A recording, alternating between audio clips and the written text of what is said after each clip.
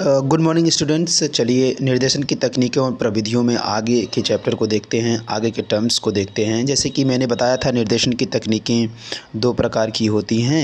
एक होता है मानकीकृत और अमानकीकृत। अमानकीकृत में या स्टैंडर्डाइजेशन में ये आते हैं समाजमिति। समाजमिति के बारे में थोड़ा बहुत मैंने बताया था कि इस तकनीक का प्रयोग समूह के व्यक्ति यानी कि एक पूरे समूह का प्रयोजन होता है। इसका उद्देश्य होता है कि पूरे समूह के व्यक्ति विशेष से संबंधित संबंधों का अध्ययन करना है कि व्यक्ति का सामाजिक संबंध कैसा है। समाजमिति का ऐसे होता है समाज में व्यक्ति का सामाजिक संबंध का अध्ययन करना। कौन क्या है, अनुमान लगाइए कौन। मनोनयन, सामाजिक स्वीकरण, ये तीन प्रकार की होती है। सामाजिक तकनीकों के प्रायः तीन प्रकार होते हैं: मनोनयन, सामाजिक स्वीकरण और कौन क्या है, अनुमान लगाइए। नामांकन तकनीक में छात्र के अध्यापक द्वारा निर्दिष्ट विशिष्ट कसौटी के संदर्भ में अपने साथी का चयन कर नामित करने को कहा जाता है। ठीक है। उदाहरण, अध्यापक छात्र से अपनी कक्षा के 3 सबसे अच्छे मित्रों के नाम बताने का प्रश्न करता चाहता है। और सामाजिक स्वीकरण तकनीक में सामाजिक संबंधों के स्तरों को उल्लेख करते हुए छात्र समाजमिति में अपनी पसंद व्यक्त करता है। अनुमान लगाइए कि प्रविधि के अंतर्गत विभिन्न प्रकार के छात्रों को संक्षिप्त विवरण दिया जाता है। तो समाजमिति होती है एकाकी, उपेक्षित और अस्वीकृत व्यक्तियों को व्यक्तिगत संबंधी समस्याओं का पता लगाने का अवसर प्राप्त होता है कि कौन सा व्यक्ति समाज में कैसा संबंध रखता है।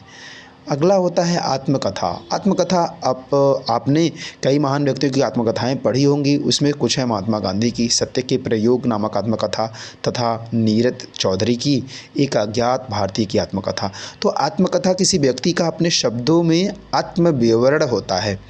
वो व्यक्ति अपने बारे में विवरण दिया रहता है, आत्मकथा कहते हैं।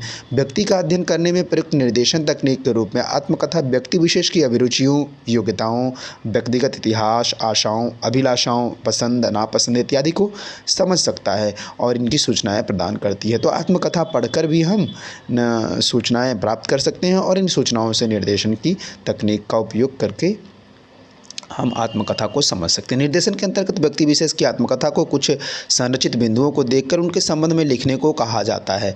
यानी आप उस आत्मकथा को पढ़िए और उसके बारे में कुछ संक्षिप्त में लिखिए। इस तरह का जो निर्देशन तकनीक है ये इस्तेमाल किया जाता है आत्मकथा के अंतर्गत। अगला आता है निर्धारण मापनी। निर्धारण मापनी का अर्थ होता है कि हम निर्धारित करेंगे, हम किसी व्यक्ति की योग्यताओं को, किसी व्यक्ति की अभिवृत्तियों को निर्धारित करेंगे कि वो किस तरीके का है। इस तकनीक के द्वारा किसी व्यक्ति के व्यवहार विशेष के गुणों की उपस्थिति अथवा अभाव का मापन मात्रात्मक और गुणात्मक आधार पर किया जाता है कि कितनी मात्रा है।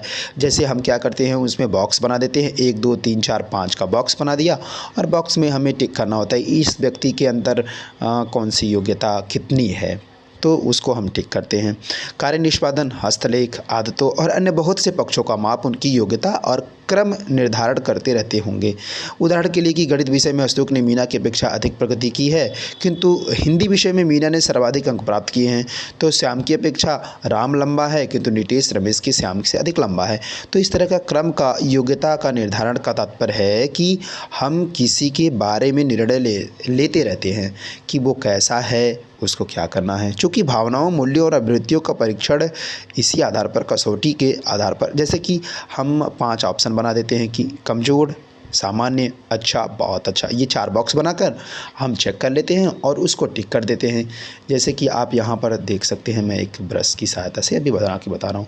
जैसे कि मैंने बनाया 1 2 बॉक्स, 3 बॉक्स और 4 बॉक्स और ये 5वां बॉक्स। सामान्य के लिए ये है, औसत के लिए ये है और मान लीजिए उससे अच्छा है, बहुत अच्छा है, सर्वश्रेष्ठ है। तो इस तरीके का हम क्रम बना देते हैं और उसके बाद हम उस क्रम के अनुसार यहाँ पे टिक कर देते हैं कि ये सामान्य है, बहुत अच्छा है कि बहुत ख़राब है।